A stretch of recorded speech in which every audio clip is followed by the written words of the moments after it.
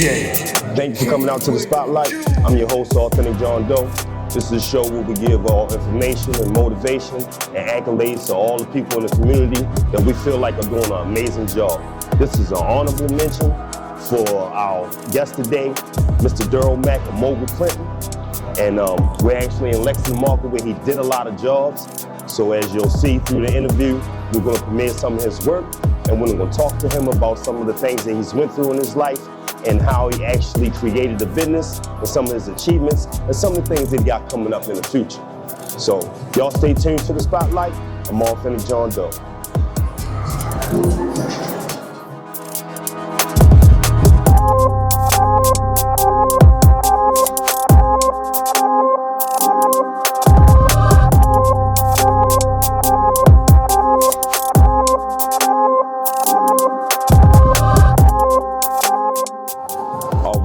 All right. Thank y'all for watching the spotlight.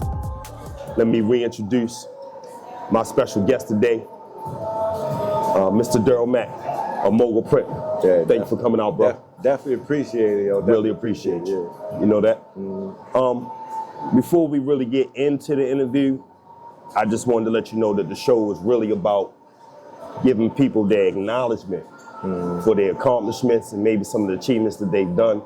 I know that you work extensively with some of the local business owners and entrepreneurs and doing a lot of stuff with what you do.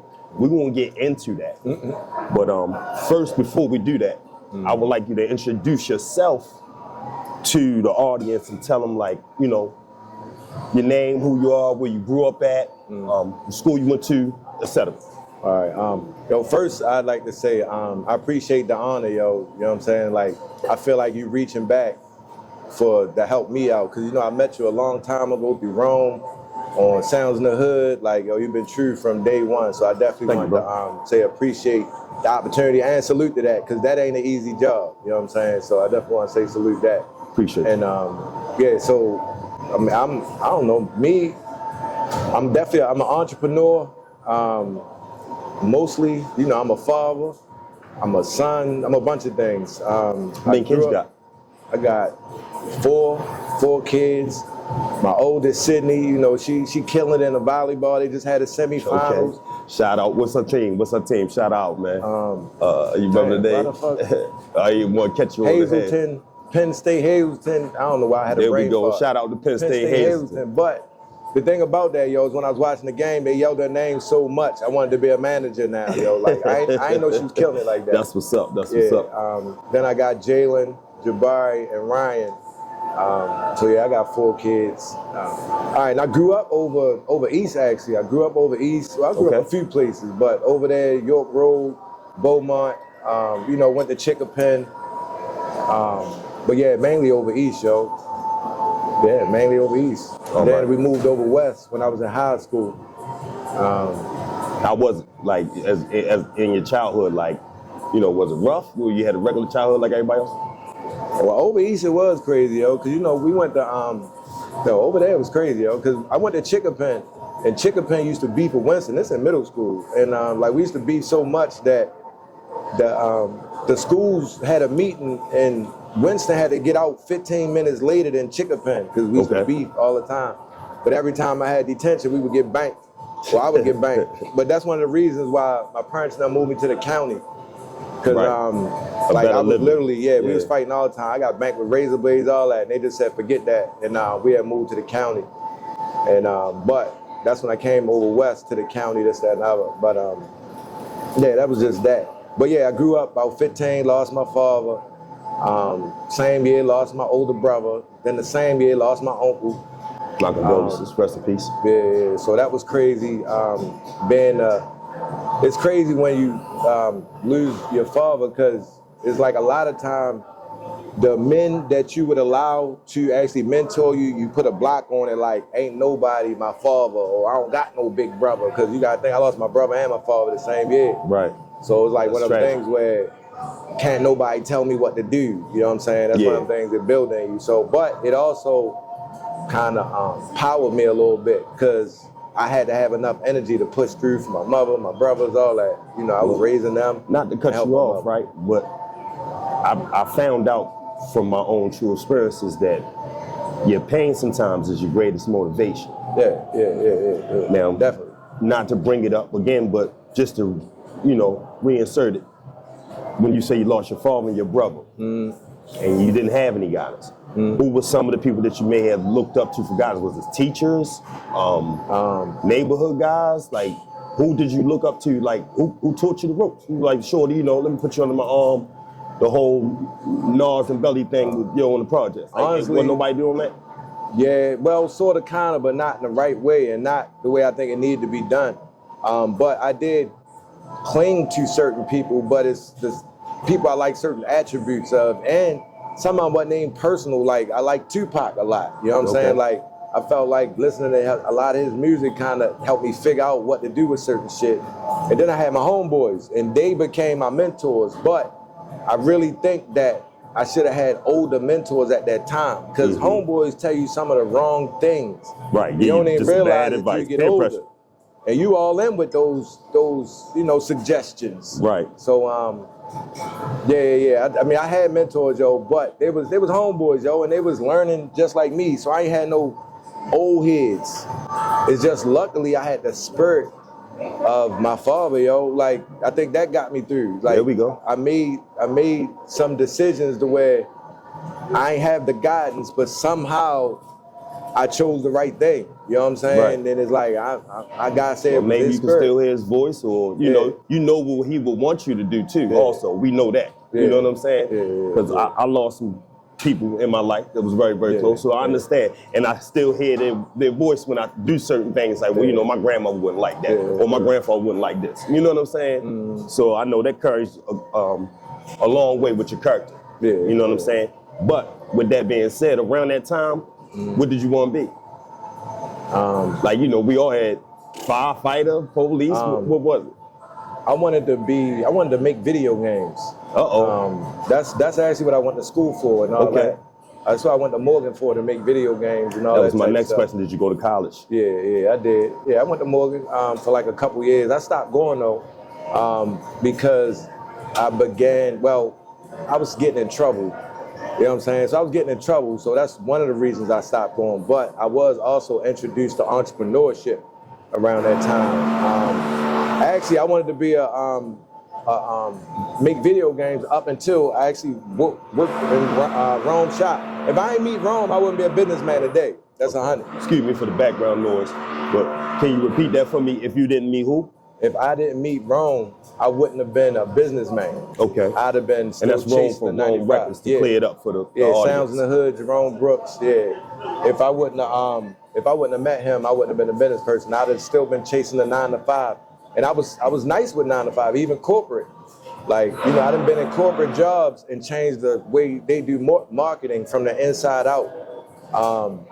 To the point where I had this one corporate job, and I wrote. I didn't even know what I was doing, yo, but I wrote basically a thesis on how to run a company, and they liked it so much. I had caught a charge, and I got locked up, and the owner of the company came and bailed me out because they couldn't run it without me. Right. You know what I'm saying? So yeah. Sound like when you're going through your trouble, man, having a job and doing everything, kept you balanced. I mean, I believe that that was a good thing. Through the college, doing the videographic. So why you continue with that? Baby mothers in jail. For real, baby mothers in jail. I had got somebody pregnant, and it was a rough upbringing for us. And we used to beef over our child so much that I stayed. This is how I got introduced to the criminal element. This is when the courts start changing how they felt about me, from the college transition to the baby mama transition. Like, I kept being arrested for trying to see my child, and the more times I went to court, the judge started going from, oh, this is a college kid with a bright future, to I keep seeing you. No matter what the charge is, now I'm a criminal in their eyes. You know what I'm saying? Becoming a nuisance. Yeah, and it's all about my child. Like, it ain't because I'm breaking law. It's about baby mama stuff. You know what I'm saying? So what that did drama. Is it almost put me in a permanent underclass for real. Like, everything changed. Like, my network changed, everything. Like, I'm getting locked up now, so people feel differently about me. You know what I'm saying? No, you good. Thank you, brother. He just put himself in it. But yeah. So what started to happen was I started to get arrested, and I was on Home Monitor one time, and I had an interview with Rome, and by this time I was transitioning from school, dealing with baby mama stuff, and then now I'm working with Rome, and you know I had an interview with him, and Yo let me run his shop, and I seen him build an empire from his to-do list. So because of that, it made me want entrepreneurship because there was no ceiling. Right. You know what I'm saying? It's Right. like I always wanted something I can go hard with. Like even when, like once I start getting into entrepreneurship, like I didn't start with my own thing. I started selling, you know, shoes from overseas, blunt power, stuff like that. But with each business. Well, that was something I wanted to touch on now because that was pretty big. Oh yeah, we killed that. Like, you know, killed that. Yeah, but yeah. you kind of fast forward past a lot of things like, what was your motivation through the struggle that you was going through when you was dealing with the domestic struggles with your baby mother? I would say and your child. Anger. Anger and frustration. How did you internalize that anger and change it? Because see, this is what the goal is. We want to teach some people that maybe are going through some of the things you're going through on the entrepreneur thing or in life. And maybe we could share whatever it took to help you get that strength. We can let them know. So that's why I was asking you a question like that. Honestly, I'ma say I just started putting a to-do list together myself. You know what I'm saying? Start organizing your goals. Yeah, I just started, because at that point in time, I started to realize that you can really like alter your life. A lot of people don't know that. Like we wake up and we basically freestyle. Like we wake up, like we don't really say, I'm going to do this today. We wake up and we roll with the punches. Right. I just started putting a to-do list together, and what I started to realize is once I was putting this to-do list together, there would be things that would specifically be put in place to try to prevent me from doing one of the things on my list. And I started noticing that. And once you started noticing it, you started to see it coming. You can start planning for it. It's easy to get over it. But it strengthened me on that, the way, you know what I'm saying, basically complete my to-do list, because it's like if I wasn't focused on that, I'd have been in my head, you know what I'm saying, just focusing on all of things I didn't like. And at that time, it's like, I don't know, like, I really ain't like what was going on. Right. And, you know, if you don't put your mind on something else, you could do some crazy stuff, you know what I'm saying? Right, you can get lost. and see, that's what they say when they say the devil calling. You know. Yeah, especially if you're capable, it's just you choosing not to, and it's like, yo, come on. Yeah, we all got free will though, and we know the difference. Yeah. You know, to live evil, that's love backwards to me. Yeah. You know what I'm saying? Because if you're doing something that you know is gonna make somebody feel bad, that's just evil. Yeah. You know, regardless of your reasoning. You know what I'm saying? But sometimes we do get in predicaments that we gotta do things. I move on past that though, bro. I commend you on having the strength to make that transition.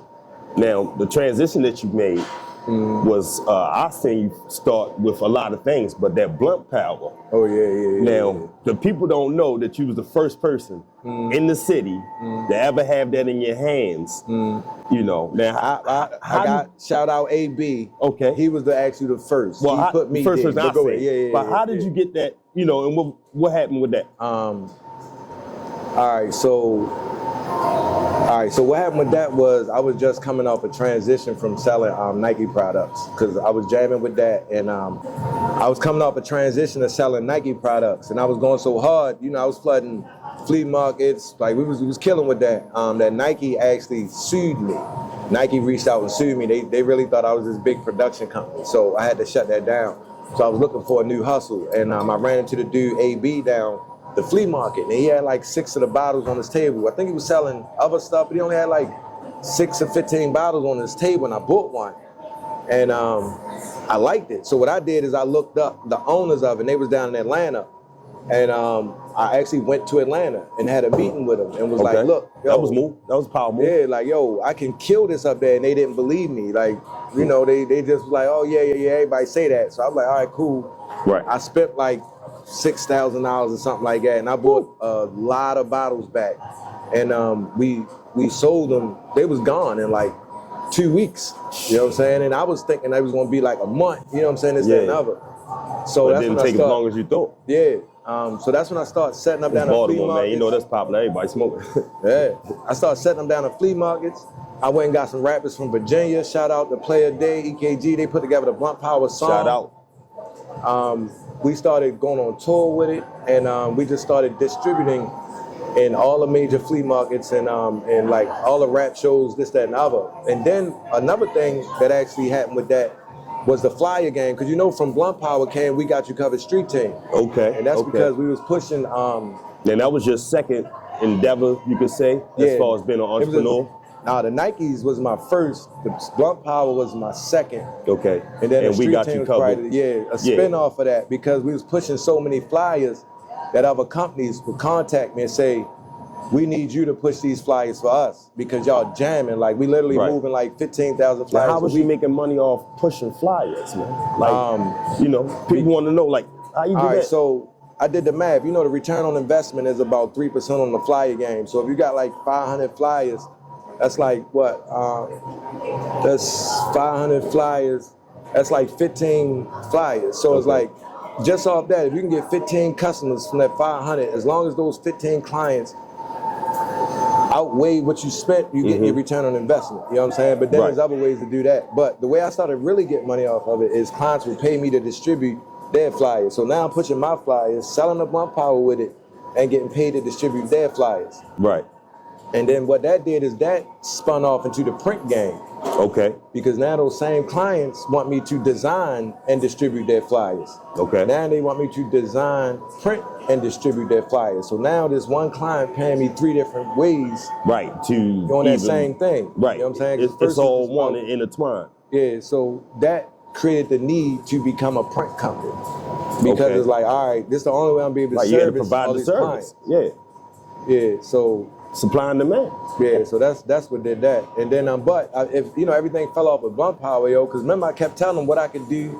I'm spending all this money, spending my own money, running around, and it's kind of like it kind of backdoored me, because what happened was all of a sudden in all these flea markets, it was these you know, this other competition, these white guys that was just selling bottles cheaper than me. Right. And I'm like, yo, there's no way nobody on the East Coast can have bottles cheaper than me. How is this possible? So they just kept undercutting me. And what they was doing is they wasn't just popping up at the flea markets. They was now popping up at my hip hop shows, popping up. I'm like, yo, how is these dudes doing this? So I'm calling Blunt Power. And I'm like, listen, yo, like something got to give. I got to get lower numbers. Either make me the main source distributor or something. Check for marketing, like something. Like I'm spinning my wheels here. And then at the same time, I don't know what happened, yo, but like warehouses would hit me, be like, look, yo, we need like 10,000 bottles. Right. And I would call Blunt Power, and they would just be like, yo, why is they hitting you? I don't know. It started to get weird, yo. And so what happened was they sent me an email from their lawyer, basically telling me to shut my shit down. And I'm like, damn, that's crazy. Right. You know okay. So I got y'all all the way here. That's crazy. And then this what y'all decided to do to me? Yeah, yo. So you know what I'm saying? That was crazy, yo. So you know, that go back to the point of working for yourself. Yeah, so that's what I'm saying? That's what inspired a lot of that.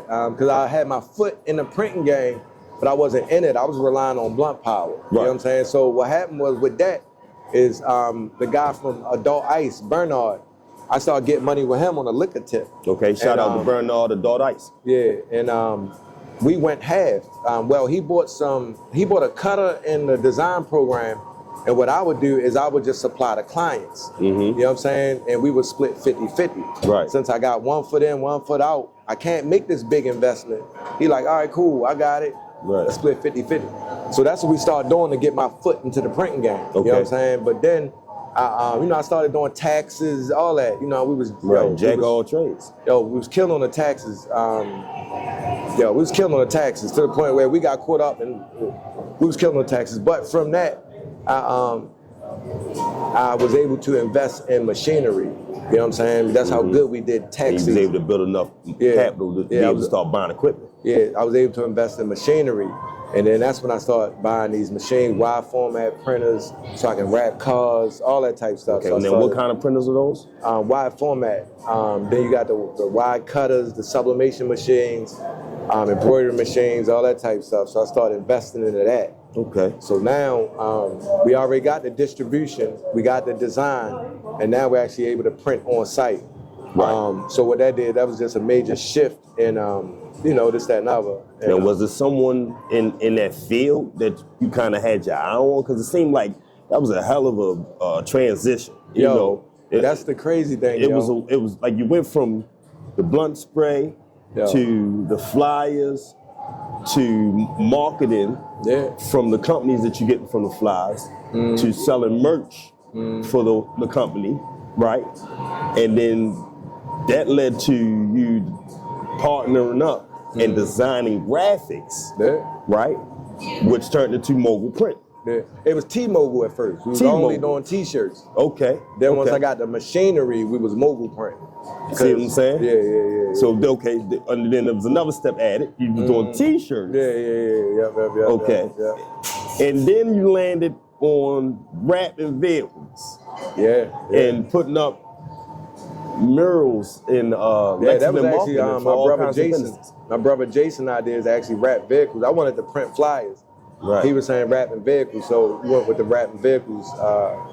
Now, I believe when I first started seeing you do that, I said, man, he on another level now. Yeah. I'm gonna show you something I did on yesterday. another level. So I just put us on another level yesterday. Well, Bob's been on camera. Wrapping caskets. Oh man, he wrapping caskets now. Yeah. Well, I'm getting cremated. You ain't got to worry about wrapping mine. But look, what was? I got so many questions around that. Yeah. But I'm trying to chop them up. Yeah. You know what I mean? Yeah. What was the first job you got wrapping vehicles? Like where you knew, like, okay, I could do this. All right, so this wasn't the first job. I'm gonna say the first job that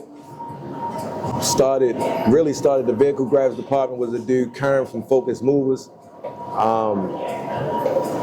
This one, I basically just came home. I lost the Bel Air Road location. We was on Pratt. No, I was rocking out my mother's house.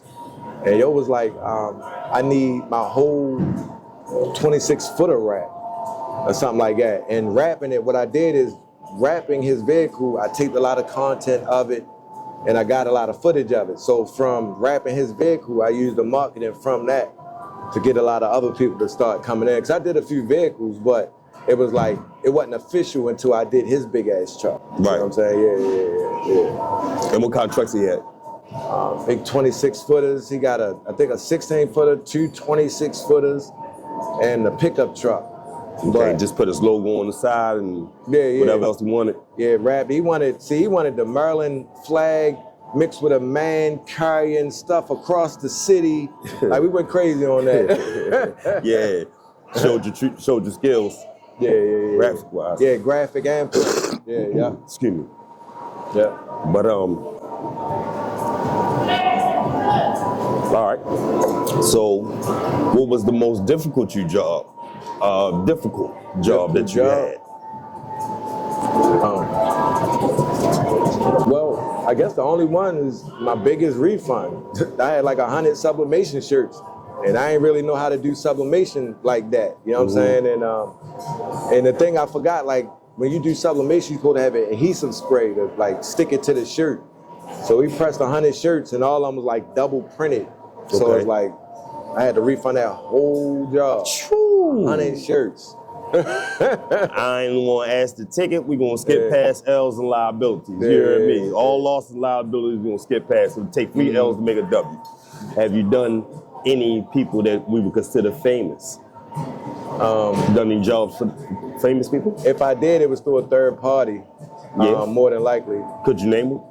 I mean, we can't name remember. dropping on here, so I can't even remember, yo. is anybody, any musicians or anybody that you like working with, that you may have done some work with? Wrap their vehicles or their vans or anything? Nah, maybe I don't. I mean, you know, I'm gonna say Baltimore famous people, but Right. Well, name international them. famous. Name them. The Baltimore, they still famous. They all stars. Yeah, a bunch. You know, like Nacho Bangers, Chin Baltimore, same pit fights. Shout out to Shaka. Lexington Market. I've done a lot of stuff at a lot of different halls. I'm about to wrap a whole nightclub. Shout out Illusions Restaurant and Bar. Damn, yo, I can't even, I'm bad at that. I can't even think of people offhand. Right. But watch after this, I'm gonna know everybody. Well, look, seemed like a good time to do a little interlude. Like they trying to either knock us down or they done already sent the police before we got open. You know what I'm saying? We ain't been having no technical difficulties. So at this time, I think maybe we can walk around. You can show us some of the work that you did, man. All right, that's good. All right, that's what's up.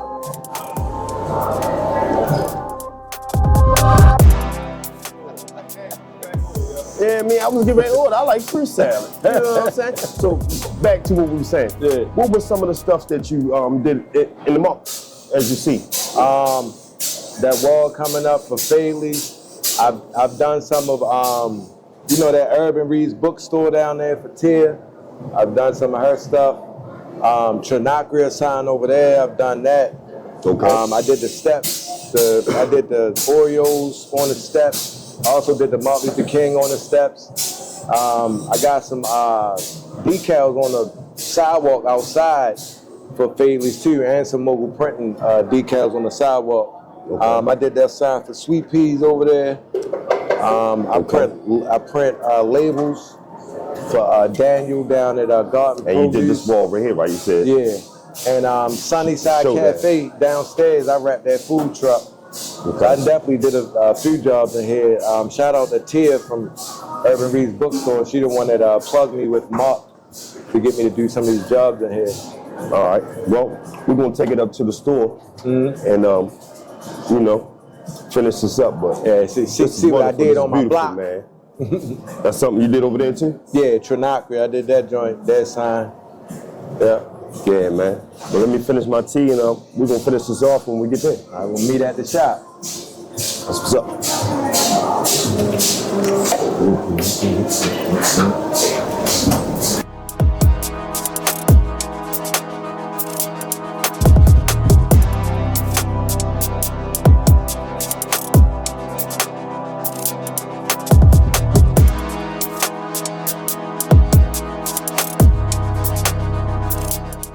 All right, well now we back and we in the spot, man. I like some of the stuff you got, you know, some of the merch and the hats and stuff that you make. And I see you got some of the flies and the wrap and everything going on. This is very impressive. It's definitely let you know. This Nobody told you. It's the front end, then the production upstairs, graphics upstairs, but this the front end. Okay. And this is where everything transpires, is where you go work? No, this is where the people put their orders in. Okay. Once the orders are in, there's a whole production room upstairs. Well, it's a graphics office in that room, but the production room is over this way. Okay. But you know, I got to go through graphics, then it goes through the printer, then it goes to production, and then it come back down for outtake or install or something like that. But yeah. Now, for entrepreneurs that's into this kind of business or trying to get into this kind of business, what kind of advice would you have for them? Just entrepreneurs in general, or the ones getting into this specific industry? Well, kind of both. All right, so for in general, I'm gonna go with what I always say. If you haven't identified your target market, you could be wasting a lot of marketing dollars. And also, for people trying to get into the industry, you really gotta know. You gotta know which way you're trying to go with it, because a lot of people, they may say, "Look, I'm just trying to do that," and that consists of multiple industries in one. You feel what I'm saying? So like, let's just say if you're getting into the shirts, Right. apparel, it's a whole nother strategy versus getting into signs or vehicle graphics or this, that, and other. So I'm gonna say apparel for right now, because that's probably the widest cast net. Right, a lot of people doing. If you're getting into apparel, I think the smartest investment is the heat press first off top. Okay. Like a lot of people try to do a lot of stuff, I would say the heat press is one of the smartest things, because all you really got to do now is find blanks and get prints, and you can bang as you sell. You know what I'm saying? Like you can sell per piece then. You know what I'm saying? And you just get with a graphic designer, the one you like, get them to do you something slick and get a bunch of prints of that. And now you can press and sell. You don't have to have a bunch. You can this, that, and the other.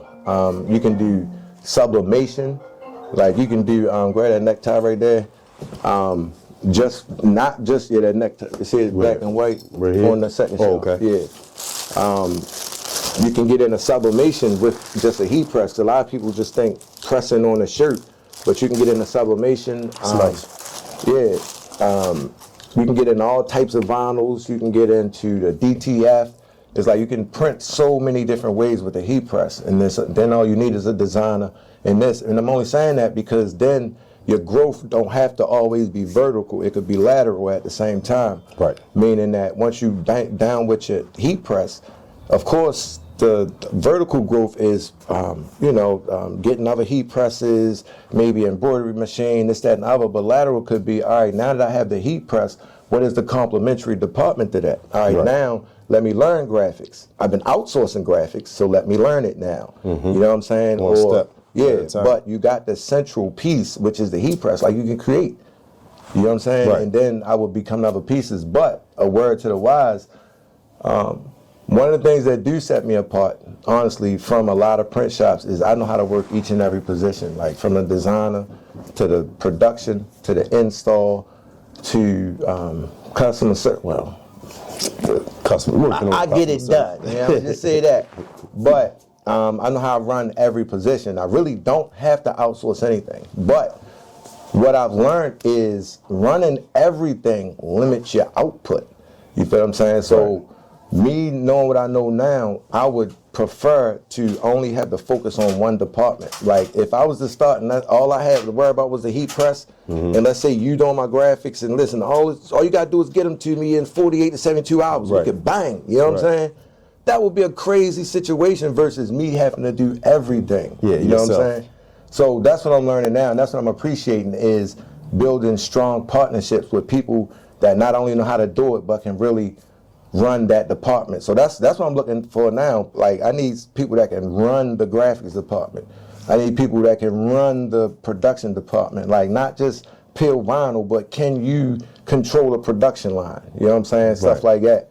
So although I know how to do it all, these are the type of partnerships I'm trying to build. Right, you know I understand. Yeah. Well, I watch a lot of different shows and stuff, you know, by me trying to do the host thing. And a lot of entrepreneur interviews that I watch, they say that learning the different positions, you know, all the way from being a janitor, all the way up to the server and the cashier and the manager and trainer, whatever positions that they had to play, that a lot of them started off from the base and the bottom. So it gave them a different respect as an entrepreneur for the job they had and different appreciation.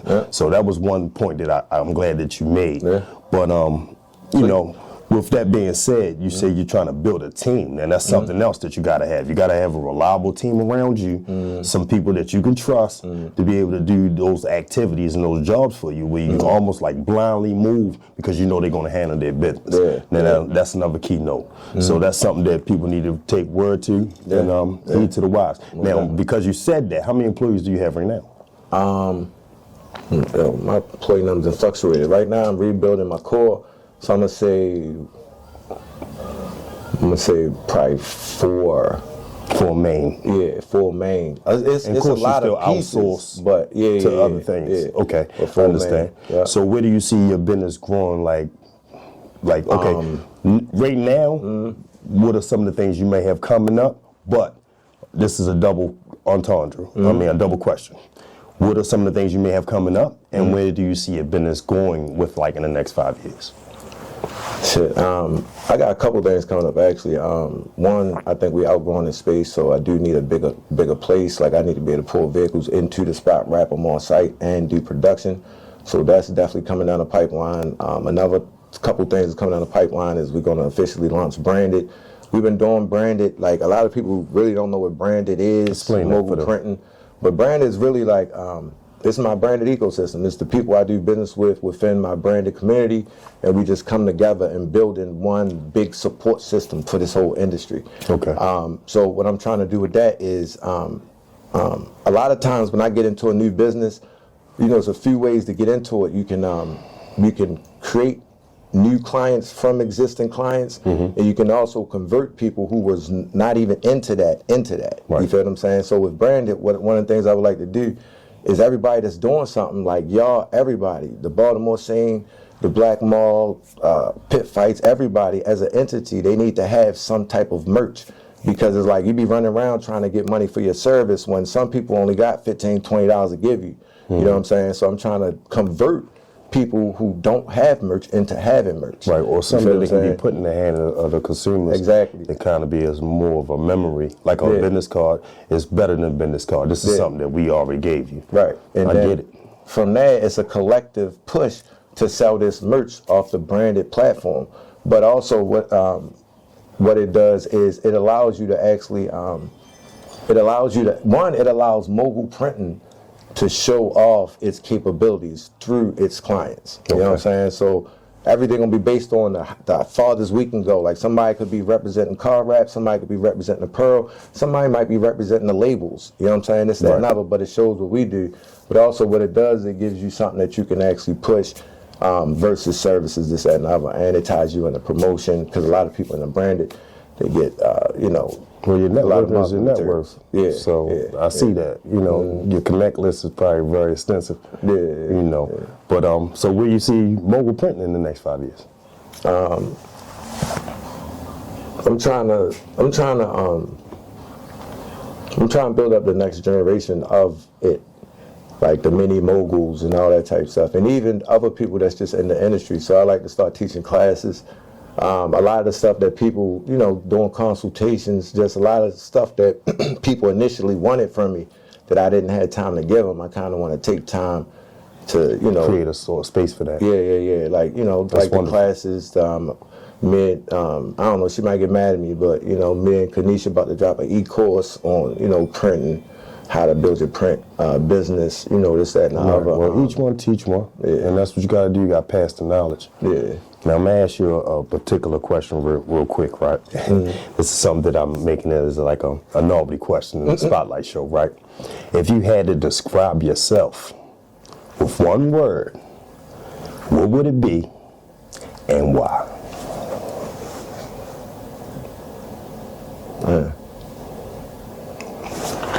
We might not have enough tape for you. No, I don't even know. Go ahead. Take your time.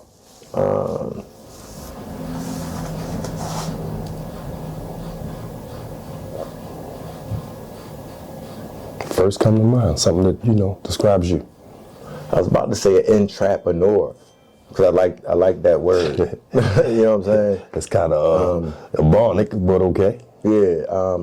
Who did I hear first? No, Jeezy had an album called Intrapreneur. That's where I first heard it. But and how would being an intrapreneur? I guess that's like a mix between trapping and being an entrepreneur. How would that describe you? I mean, that's a grinder to me. Yeah, because the trap is like, that's where you sell. It's like that's where you move your merch, your services. It's like you kind of try to fine tune and focus all your traffic through the trap. Right, you know what I'm saying? Which is yours, that you created. Yeah, it's like it could be you or just wherever you are for the moment. Like, it's crazy when you trapping. Like, you could only come out from 5 to 8 and have a trap. You feel what I'm saying? Right. But it's really everything you set up, you know, because I've moved from Bel Air Road to Pratt Street. And I think if I move again, I still think, you know, I can still have some traffic. You know what I'm saying? No matter where you go at. Yeah, so it's really about that. And then building on that. And the reason I said I'm an entrepreneur is just basically out the evolution. That's why we named it Mogul Printing. Right. Is because it's different levels to it. Like everybody start as the intrapreneur. Everybody don't start like that, but a lot of us start as an intrapreneur. But then, which is really a hustler.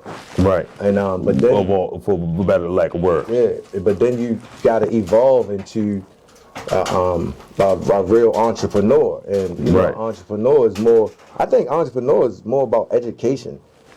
You know what I'm saying? It's like you learning the game. It's like you coming in a freshman, but then you have to evolve into a CEO.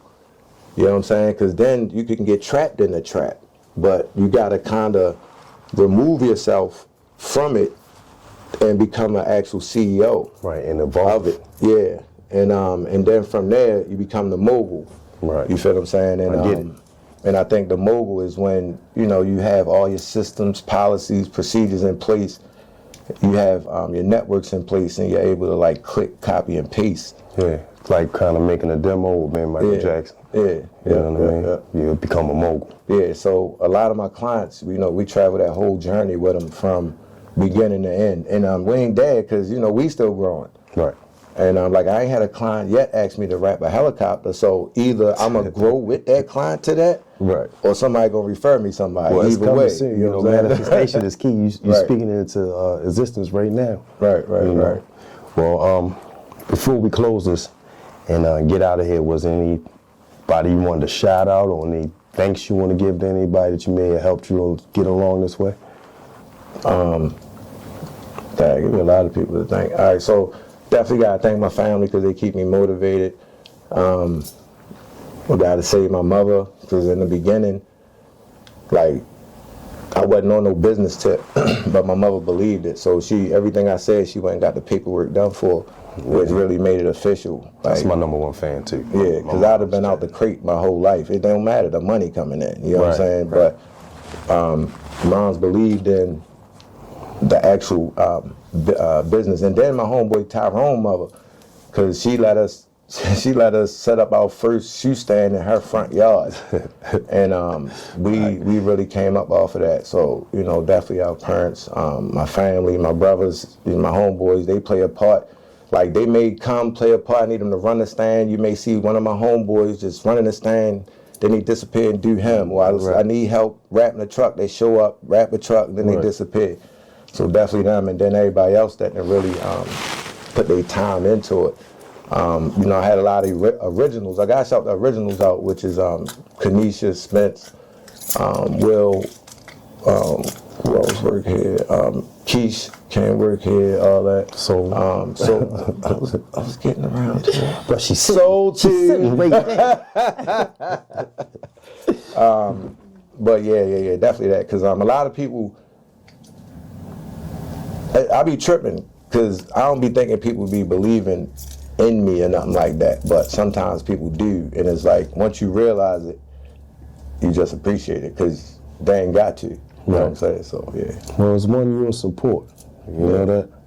Yeah. So you gotta believe in yourself first, and then they believe. I'm gonna tell you something. I believe in you, bro. A long time ago, before you got to this spot, and I just wanted to let you know I'm proud of you. Man, definitely appreciate it. Congratulations on all your endeavors. Hell yeah. I want to thank you for coming on to the spotlight.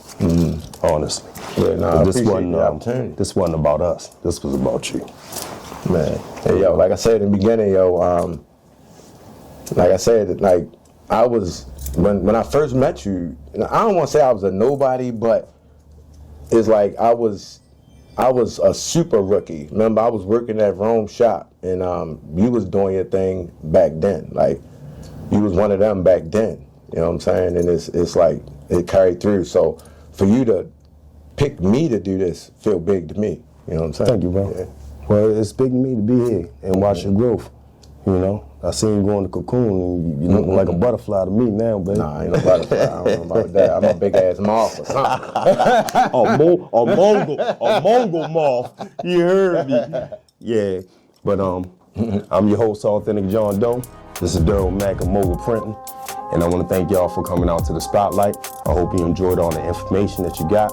I hope you listened to his story and drew some type of motivation from it to continue on in your path and be great in all your achievements. And we're going to acknowledge you one day at the spotlight if you make enough noise. Thank y'all for coming out.